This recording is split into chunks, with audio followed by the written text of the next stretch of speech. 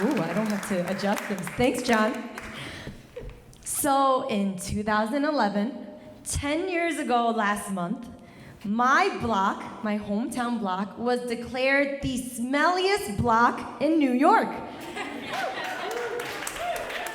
And the worst part is that it was true.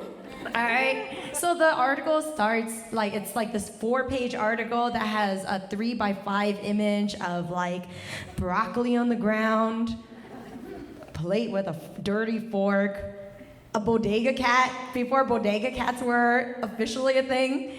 It had bloody water, and the first lines were, it's a mystery, this stretch of block between Broome Street, between Allen and Eldridge Street. It smells like high meat and old squeegees.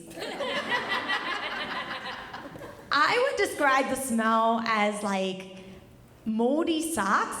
Socks that have been wet for way too long. You walked around in them, like wet in the rain, and they've been sitting out in the sun too long, and then a cat got in them and pooped in them. And then the sun just adds just like that beautiful element of raw, sticky, wet hotness to it. And so that's how I would describe this stretch. As the article said, it's bad in the spring and worse in the summer. And on an August afternoon, to be on that stretch of Broome Street is to consider dying, rotting, and smelling like Broome Street. And I was like, ooh, I had just, 5 days before the article came out, I had just moved to Chicago. I was so proud to tell all my new teacher friends, I'm from Chinatown in New York. And then all of a sudden, I'm the smelliest block in New York, what? What do you do with that, right? And then, the article goes on to try to explain the mystery of how, why is it so smelly? And they think, first before I tell you why they think it was smelly, I'll tell you about my block. On the west side, you have the old grocery store, Chinese grocery store. You've got a landmark synagogue. You've got, on the other side of the street, on the east side, you have a dumpling shop which has questionable health ratings. And then you have a Chinese Hispanic grocery store, which is where the bodega cat came from. But right in the middle of the block is this warehouse called Yu and Chang Trading Corp. All right, these are guys I've grown up with. They've woken me up at 6 a.m. for pretty much my whole life. And what they do is they have these forklifts. And with these forklifts, they move pallets and pallets worth of broccoli, chicken thighs, pig butts, just moving them all across. And I never really knew where that food went. But, in the morning I say, hola, señores. And then they say, Josan, which is Cantonese for hello, and good morning. But the article says it's their fault that my street is smelly. That they're there must be live chickens and bleach in that place. And so they go. And this author, Molly Young, she goes there, as she says in the article, a minimum of 8 times to write this article. She brought a guy who is an expert in odor perception to the block to try to sniff out what is on this block. So he was like, there's cabbage. And then someone else is like, and this is a quote from the article, holy shit, that's urine. That's human urine. That's New York. And so I'm like, but no, what? And so they sent inspectors there 2 or 3 times to see if they had live chickens in the back and found nothing because they didn't have any live chickens on the back.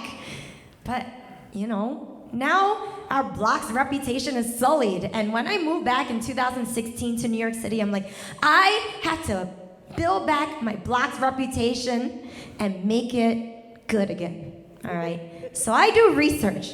And that's true, I did research because, the block, when I moved home, it slowly was not smelling anymore. And I was like, what's happening? Yuan Chang Trading Court's still there. I don't know. And it turns out, in the midst of my research, I find out that Yuan Chang Trading Courts are actually heroes. How are they heroes? Chinatown is one of the poorest neighborhoods in New York City. And it's places like Yuan Chang Trading Corp who have interlocking underground farm networks throughout the tri-state area, and they grab food, right? And they don't the broccoli and pig butts, right? They don't need refrigeration because they sell so quickly because they sell cheap. You can just get them off the street, and you can get them for $1, $2, and it feeds our poor New Yorkers. So it's not Yuan Chang, so what is it? I discovered they have fixed the sewers. Oh. Like, that blood water I was telling you about, that definitely was from Yuan Chang Trading Corp. But you know what? They have that on Mott Street too. Have anyone ever been here in Chinatown? Give a round of applause if you've been to Chinatown. And what do you go for? The food, right? You see Mott Street people like spraying off the fish, and that's where the blood water comes from because it's fresh. And then it goes straight into your belly after it's steamed for 10 minutes. And that's how I would eat it, by the way. No, so it was the sewers all along. And that quote in the article, David Swanson says it's a flushed out catacomb. It wasn't actually flushed out, it turns out. And so I hope to tell you the story today because I'm actually very proud of being born and raised in Chinatown. And I was there for the pandemic. I stayed in my house and I stayed and watched as all of these restaurants and shops that I've loved since I was a child closed. And then one day in June 2020, I got woken up at 6 a.m. and it was the forklift guys at Yuan Chang Trading Corp. And I didn't want to wake Corey up, my boyfriend, but I said, yes, we're back. And we're back. Thank you very much.